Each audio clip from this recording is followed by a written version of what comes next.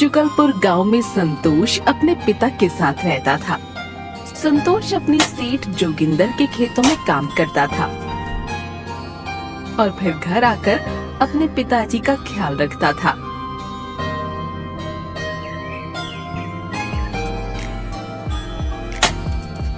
एक दिन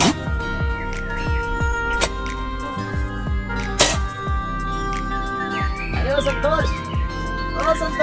जी मुंशी जी। अरे इधर आ, देख सेठ जी तुझसे मिलने आए हैं। जी मुंशी जी, अभी आया।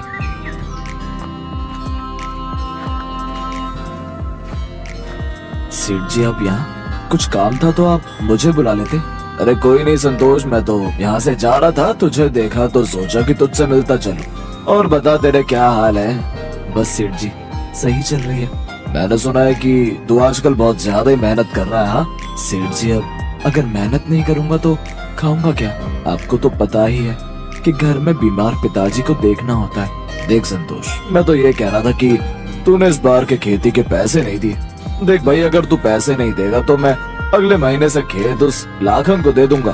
क्या वही लाखन जो बस दिन भर खाता रहता है? वो यहाँ इस खेत में बैठकर धान को खाएगा क्या? अरे सेठ जी, आप लाखन को बता देना, खेती बैठकर खाने से नहीं होती है बल्कि खेतों में मेहनत करने से होती है। देख भाई संतोष, मैं तेरी बात को समझ रहा हूँ, लेकिन देख मुझे भी तो इन खेतों का किराया चाहिए। अब अगर तू मुझे खेतों का किराया नहीं देगा तो मुझे खेत किसी और को देने ही होंगे। तू किराया दे और फिर देख मैं अगर तुझसे खेत ले लूं तो। सेठ जी आप परेशान मत होइए, मैं कल सुबह ही खेतों पर आने से पहले ही आपको पैसे दे दूंगा। चल ठीक है, चलता हूँ मैं अब। और हाँ, मुझे तुझसे एक बात करनी है। जब तू कल घर आएगा तो तुझे बताऊंगा वो बात। ठीक है सेठ जी। ऐसा कहकर सेठ और मुंशी वहाँ से चले जाते हैं। ये आखिर सेठ को मुझसे क्या काम? चलो अब तो कल सुबह सेठ के घर जाकर ही पता चलेगा। सेठ जी, मुझे ये समझ नहीं आया कि आपको संतोष से क्या काम पड़ गया। अरे मुंशी, तुम्हें याद है कि मेरे खेत और हैं। सेठ जी, जितना मुझे याद है कि आपके जितने भी खेत हैं वो सब आपने इन किसानों को दिए हुए हैं। अच्छा याद आया, आप कहीं उस खेत के बारे में तो बात नहीं कर रहे? हाँ मुंशी, वही खेत। लेकिन सेठ जी, आपको तो पता है कि उस खेत में काम करने के लिए तो कोई भी किसान राजी नहीं होता है। हाँ, तभी तो मैं चाहता हूँ कि वो मेरा खेत ऐसे ही पड़ा हुआ है, अगर उससे भी कुछ पैसा आ जाए तो सही है। लेकिन सेठ जी, आपको पता है ना कि वो खेत के पास जो शापित हवेली है उसमें से कैसी आवाजें आती हैं, इसीलिए कोई भी गांव का व्यक्ति उस खेत में काम करने को राजी नहीं होता है। हाँ मुंशी, तभी तो मैं सोच रहा हूँ कि उस खेत को मैं संतोष को दे दूं। चाहे वो मुझे उस खेत के कम पैसे दे, लेकिन अगर उस खेत में कोई काम कर सकता है तो वो है भोला संतोष। लेकिन सेठ जी, आपको लगता है कि वो संतोष उस खेत में काम करने को राजी हो जाएगा? अरे लगता नहीं, बल्कि मुझे पूरा भरोसा है कि संतोष उस खेत में काम करने से कभी मना नहीं करेगा। सेठ जिस खेत की बात कर रहा है वो खेत गांव के थोड़ी दूर एक हवेली के पास है। वो हवेली जिसमें बहुत डरावनी आवाजें आती हैं और अगर एक बार कोई भी उस हवेली या उसके आसपास भी जाता है तो कभी वहाँ से वापस नहीं आता। इसलिए गांव का कोई भी इंसान उस हवेली के पास जो सेठ का खेत है उसमें काम नहीं करता था। अरे आ गया बेटा तू, आज तूने आने में बहुत देर कर दी। मैं कब से तेरी राह देख रहा था। हाँ पिताजी, मैं आ तो रहा ही था, लेकिन वो आज खेतों पर सेठ जी आ गए थे तो बस उनसे ही बात करने में समय लग गया। क्या सेठ जी वो तुझसे क्यों मिलने आए थे? जरूर सेठ को तुझसे कोई काम होगा। लेकिन पिताजी, आपको कैसे पता कि सेठ जी मेरे पास काम से आए थे? अरे बेटा, मैं जोगिंदर सेठ को बहुत अच्छे से जानता हूँ। वो बिना काम के तो किसी से बात तक नहीं करता। हाँ पिताजी, वो सेठ जी मुझसे खेत के पैसे मांगने आए थे। लेकिन बेटा, तेरे पास जो सेठ को खेत के पैसे देने थे वो तो मेरी दवाइयों में चले गए। फिर अब तू सेठ को कहाँ से पैसे देगा? अरे पिताजी, मैंने कुछ पैसे पहले से जोड़े हुए थे तो मैं सेठ को कल सुबह वही पैसे दे आऊंगा।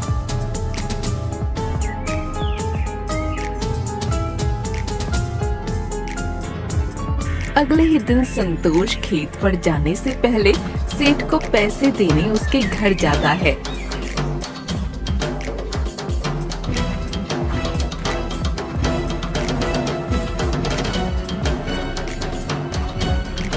अरे संतोष, आओ आओ, मैं तुम्हारा ही वेट कर रहा था। सेठ जी, ये लीजिए आपके पैसे। अरे इतनी भी क्या जल्दी थी, आ जाते पैसे आराम से। ये बात सुनकर मुंशी अपने आप से बोलता है, वैसे तो कल तो इसके पीछे पड़ा हुआ था पैसे लेने के लिए, और जब ये बेचारा पैसे ले आया तो बोल रहा है कि क्या जल्दी थी पैसे लाने की। अरे मुंशी, क्या हुआ भाई, तू कहाँ खो गया? अरे नहीं सेठ जी, मैं तो बस यही सोच रहा था कि सेठ जी कितने अच्छे हैं जो लोगों की मदद करते हैं। अरे संतोष, मुझे तुझसे बहुत जरूरी बात करनी है। सेठ जी, मुझसे ऐसे क्या काम है आपको? अब करेगा ये सेठ बकरा हलाल। अरे मुंशी, कुछ कहा क्या तुमने? नहीं नहीं सेठ जी, मैंने तो कुछ नहीं कहा। अच्छा संतोष, मैं तुझसे कह रहा था कि तू अब इतनी मेहनत कर ही रहा है तो अपने घर की परेशानियों को ठीक करने के लिए तू अब थोड़ी सी और ज्यादा मेहनत कर ले। मैं कुछ समझा नहीं सेठ जी, आप क्या कहना चाहते हैं? कुछ नहीं बेटा, तुझे फंसाने का जाल फेंक रहा है ये शातिर इंसान। अरे मुंशी, मुझे ऐसा लग रहा है कि तू कुछ कहना चाहता है। नहीं नहीं सेठ जी, मैं तो कुछ नहीं कहना चाहता। तो फिर खड़े खड़े क्या बड़बड़ा रहा है? सेठ की बात सुनकर मुंशी चुप हो जाता है। अरे संतोष, मैं चाहता हूँ कि तुम मेरे एक और खेत में काम करना शुरू कर दे। लेकिन सेठ जी, मुझे जितना पता है उस हिसाब से आपके सारे खेत पर तो मुझ जैसे किसान काम करते हैं। फिर आपका ऐसा कौन सा खेत है जिसमें आप मुझे काम करने के लिए बोल रहे हैं? अरे संतोष, मैं चाहता हूँ जो हवेली के पास जो खेत है मेरा, उसमें भी तू काम करना शुरू कर दे। देख, उस खेत में बहुत अच्छी खेती होती है, तू हर मौसम में उस खेत में काम कर सकता है। सेठ से हवेली की बात सुनकर संतोष घबरा जाता है। लेकिन सेठ जी, आपको तो पता ही है कि उस हवेली के पास जाने खतरे से खाली नहीं है, लेकिन आप फिर भी मुझे उस खेत में काम करने को बोल रहे हैं। अरे संतोष, मैं नहीं जानता था कि तू भी अंधविश्वास को मानता है। मुझे तो लगा कि तू समझदार इंसान है, लेकिन तू भी इन गाँव वालों की तरह एकदम बुद्धू निकला। सेठ जी, वो बात नहीं है। मैंने इस गांव के सभी लोगों से सुना है कि वो हवेली श्रापित है और उसमें या उसके पास जो भी जाता है वो कभी वापस नहीं आता है। अरे नहीं बे, अगर ऐसा होता तो क्या मैं तुझे ऐसा करने को बोलता? हाँ? सेठ की बात सुनकर संतोष उस खेत में काम करने को तैयार हो जाता है। ठीक है सेठ जी, मैं उस खेत में काम करने को तैयार हूँ, लेकिन सेठ जी मेरी भी एक शर्त है। हाँ बता, तेरी क्या शर्त है? सेठ जी, मैं उस खेत में खेती करने चला जाऊंगा, लेकिन अगर कभी मुझे उस हवेली की वजह से कुछ भी हुआ तो आपको जिंदगी भर मेरे पिताजी का ध्यान रखना होगा। अगर आपको मेरी ये शर्त मंजूर है तो मैं उस खेत में काम करने को तैयार हूँ। हाँ मुझे मंजूर है, लेकिन संतोष तू परेशान मत हो, उस हवेली में ऐसा कुछ नहीं है। उन दोनों की बात सुनकर मुंशी अपने आप से बोलता है, इस शातिर इंसान ने आखिर इस बेचारे को अपनी बातों में फंसा ही लिया। न जाने अब इसके और इसके पिता के साथ क्या होगा। ठीक है सेठ जी, मैं अब चलता हूँ, मुझे खेतों पर जाने में देरी हो रही है। ठीक है संतोष, मैं अब तेरा अगले महीने वेट करूंगा।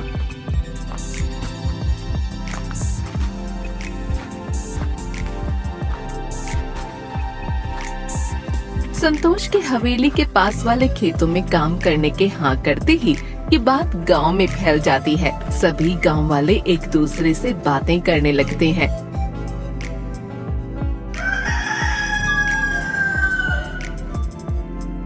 तभी एक दिन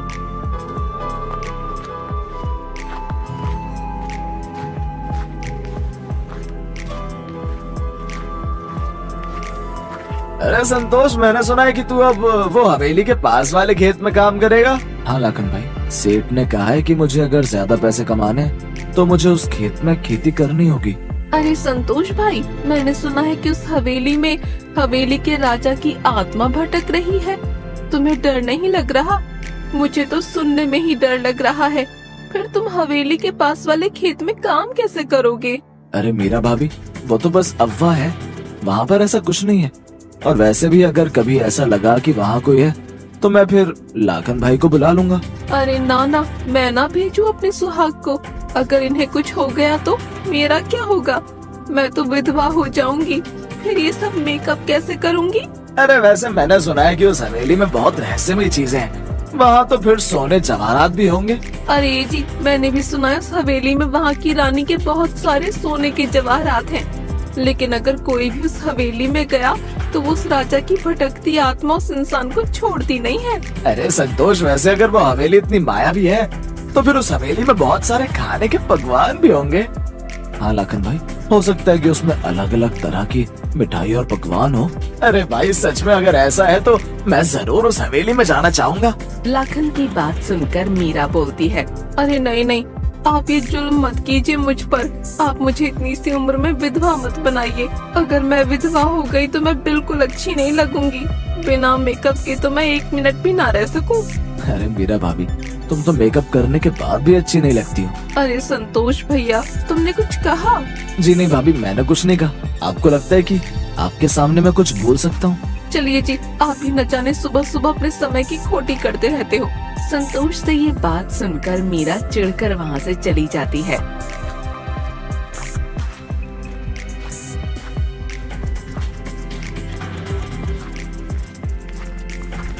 ये मीरा भाभी भी ना, अगर इनका बस चले तो ये तो मेकअप की नदी में ही कूद जाए।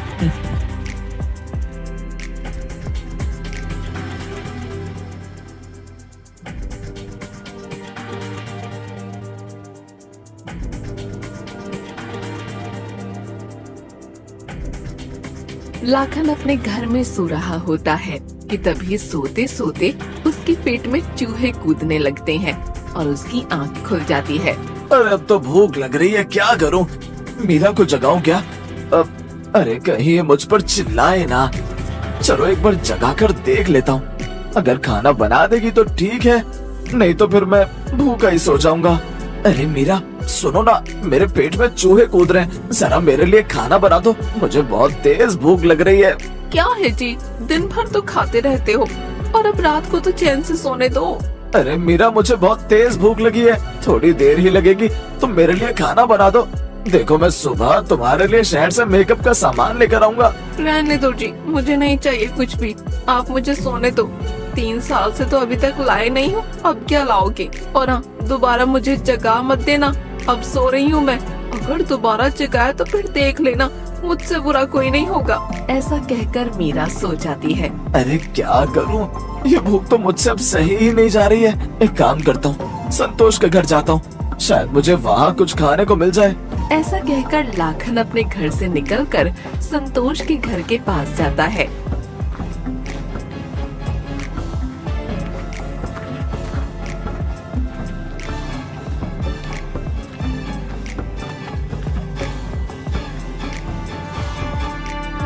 और उसके घर में खिड़की से झांक कर देखता है।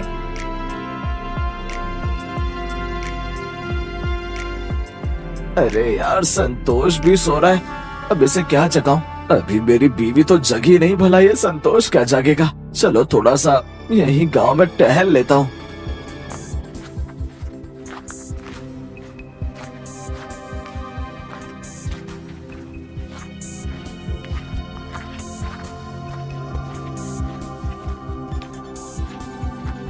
लाखन वहीं संतोष के घर के बाहर टहल रहा होता है कि तभी उसे याद आता है कि वो श्रापित हवेली में उसे कुछ खाने को मिल सकता है। अरे हाँ, मैं तो भूल ही गया, वो जो हवेली है, शायद मुझे उसमें कुछ खाने को मिल जाए। वैसे वो हवेली मायावी है, तो मुझे तो लगता है कि उस हवेली में मिठाइयाँ और बहुत सारे पकवान होंगे। ऐसा कहकर लाखन उस श्रापित हवेली में जा रहा होता है कि तभी उसके पैर से संतोष के घर के बाहर रखा मटका गिर जाता है, जिससे संतोष की आंख खुल जाती है। अरे ये आवाज कैसी आई? बाहर जाकर देखता हूँ, कहीं कोई चोर तो नहीं है। संतोष उठकर बाहर आ रहा होता है कि वो देखता है कि लाखन कहीं जा रहा है। अरे ये तो मुझे लाखन भैया लग रहे हैं, लेकिन ये इतनी रात को अंधेरे में कहाँ जा रहे हैं? संतोष लाखन को आवाज लगाता हुआ उसके पीछे पीछे जाता है, लेकिन लाखन संतोश की बात नहीं सुनता और चलता हुआ हवेली के पास पहुंच जाता है। अरे ये रही वो हवेली। वैसे इस हवेली को देखकर मुझे डर तो लग रहा है, लेकिन ये पेट में चूहे भी तो कूद रहे हैं। क्या पता मुझे अंदर अच्छे अच्छे पकवान खाने को मिल जाए। ऐसा कहकर लाखन उस हवेली के अंदर चला जाता है। संतोष लाखन को हवेली के अंदर जाते हुए देख लेता है अरे ये लाखन भैया इस हवेली के अंदर क्यों चले गए? अब क्या करूं मैं? मुझे कुछ समझ नहीं आ रहा है, मैं अब क्या करूं? संतोष थोड़ी देर उसी हवेली के पास खड़े होकर लाखन का इंतजार कर रहा होता है। अरे ये लाखन भैया तो अभी तक बाहर नहीं आए। अब मैं क्या करूं? एक काम करता हूं, गांव के सभी लोगों को बुला लेता हूं। संतोष जल्दी जल्दी गांव के अंदर जाता है और गांव के लोगों को इकट्ठा कर लेता है। हाय हाय, ये उस श्रापित हवेली में क्यों चले गए? इनको मैंने कितना मना किया था। न जाने ये इंसान मुझे क्यों विधवा बनाने में लगा हुआ है। हाय, अब मैं क्या करूं? अरे संतोष भैया, कुछ कीजिए ना। देखिए ना, इनको इस श्रापित हवेली से बाहर लाइए ना। लेकिन मीरा भाभी, मुझे ये समझ नहीं आया कि ये लाखन भैया उस हवेली के अंदर क्यों गए? अरे मुझे पक्का पता है, ये इंसान खाने के लालच की वजह से अंदर गया होगा। आज इसकी वजह से मैं जरूर विधवा हो जाऊंगी। संतोष जैसे ही हवेली के अंदर जाता है, देखता है कि उस हवेली में हर जगह बड़े बड़े सांप होते हैं और लाखन को एक सांप ने अपनी पूंछ में पकड़ा होता है। लाखन की ऐसी हालत देखकर संतोष डर जाता है। अरे ये इतने सारे सांप, और ये इन्होंने लाखन भैया का क्या हाल किया हुआ है? संतोष को देखकर लाखन संतोष से बोलता है। अरे ओ संतोष, संतोष यहाँ देख। अरे लाखन भैया, ये आपको क्या हुआ? और सांप ने आपको ऐसे पकड़ा क्यों हुआ है? संतोष, मैं तो यहाँ पर बस पकवान खाने आया था और देखिए इन सांपों ने मुझे यहाँ पकड़ लिया है। संतोष, मुझे बचा मेरे भाई, बचा मुझे। आप रुको, मैं भी कुछ करता हूँ। संतोष जैसे ही थोड़ा आगे बढ़ता है, तभी एक सांप में से शक्ति निकलती है और वो सांप आधा इंसान का रूप ले लेता है। अरे बेटा, तुम यहाँ कुछ भी कर लो, लेकिन तुम इसको छुड़ा नहीं सकते हो। ये अब मेरा बंदी है। लेकिन नाग देवता जी, आपने लाखन भैया को यहाँ ऐसे बंदी क्यों बनाया हुआ है? ये जो इंसान है, ये यहाँ खाने के लालच में अंदर आया था, और जो कोई भी इंसान किसी भी लालच की वजह से मेरी इस हवेली में आएगा तो वो मेरे इन भूखे सांपों का भोजन बनेगा। लेकिन नाग देवता जी, ये तो बस खाने के लिए ही अंदर आया था, तो आप इनको ऐसे बंदी नहीं बना सकते हो। तो मुझे जवाब देगा। तुझे नहीं पता, मेरे एक इशारे पर मेरे ये सांप तुझे 1 सेकंड में कच्चा चबा जाएंगे। नाग देवता की बात सुनकर संतोष डर जाता है। अरे मैं अब क्या करूं? मुझे कैसे भी करके लाखन भैया को यहाँ से सही सलामत बाहर ले जाना होगा। अरे क्या हुआ? क्या सोचने लग गया तू? नाग देवता जी, आप चाहे तो मुझे पकड़ लीजिए, लेकिन ये लाखन भैया को छोड़ दीजिए। बाहर इनकी बीवी इनका इंतजार कर रही है। अच्छा, इसकी बीवी इसका इंतजार कर रही है। तू चाहता है कि मैं इसे छोड़कर तुझे पकड़ लूं? क्यों, तेरे घर में तेरा इंतजार करने वाला कोई नहीं है क्या? नाग देवता जी, मेरे घर में मेरे बीमार पिताजी हैं, लेकिन मेरे बाद भी उनकी देखभाल हो जाएगी, क्योंकि मैंने सेठ जी को बोला हुआ है कि अगर इस हवेली की वजह से मुझे कुछ भी हुआ तो वो मेरे पिताजी का ध्यान रखेंगे। संतोष की बात सुनकर नाग देवता भावुक हो जाते हैं और संतोष से बोलते हैं। बेटा, आज मैंने पहली बार ऐसा इंसान देखा है जो अपनी जान को खतरे में डालकर दूसरों की जान बचा रहा है। मैं तुझसे बहुत खुश हूँ। तुझे इस खजाने में से जो भी चाहिए तू वो यहाँ से ले जा सकता है। नाग देवता जी, मुझे एक खजाना नहीं चाहिए, आप बस लाखन भैया को मेरे साथ बाहर जाने दीजिए। मुझे तेरी ईमानदारी और नेक दिली बहुत पसंद आई। संतोष की बात सुनकर नाग देवता लाखन को नीचे उतारने का इशारा करते हैं कि तभी वो सांप लाखन को नीचे उतार देता है। अरे अरे संतोष, चल चल जल्दी यहाँ से भाग चल, कहीं ये सांप हमें फिर से पकड़ ना ले। चल चल भाग चल यहाँ से। संतोष, मैं तुझसे बहुत खुश हूँ, तूने मेरा दिल जीत लिया। मैं तुझे एक वरदान देता हूँ, बता तुझे क्या चाहिए? नाग देवता की बात सुनकर लाखन संतोष से बोलता है। अरे संतोष, सोच क्या रहा है? तू जल्दी से इनसे बहुत सारी खाने की चीजें और ये खजाने को मांग ले। नहीं लाखन भैया, मुझे ये सब में से कुछ भी नहीं चाहिए। नाग देवता जी, मैं चाहता हूँ कि आप इस श्रापित हवेली को श्राप से मुक्त कर दो और ये सारा खजाना आप गांव के गरीब लोगों को दान दे दो। संतोष की बात सुनकर नाग देवता खुश हो जाते हैं और आंख बंद करके वो श्रापित हवेली को श्राप से मुक्त कर देते हैं और सारे सांप वहाँ से गायब हो जाते हैं, जिससे वो पूरी हवेली नई जैसी हो जाती है। संतोष बेटा, मुझे तुझ जैसे इंसान की ही तलाश थी जो अपने बारे में नहीं बल्कि दूसरों के दुख तकलीफ को दूर करे। हम सब अब इस हवेली से जा रहे हैं और अब ये हवेली हमारे श्राप से मुक्त है। तुम ये सारा खजाना गांव के गरीब लोगों को ले जाकर बांट दो। मुझे पूरा भरोसा है तुम मेरी बात का मान रखोगे। नाग देवता के ऐसा कहते ही नाग देवता वहाँ से गायब हो जाते हैं और संतोष और लाखन खजाने को उस हवेली से बाहर ले आते हैं।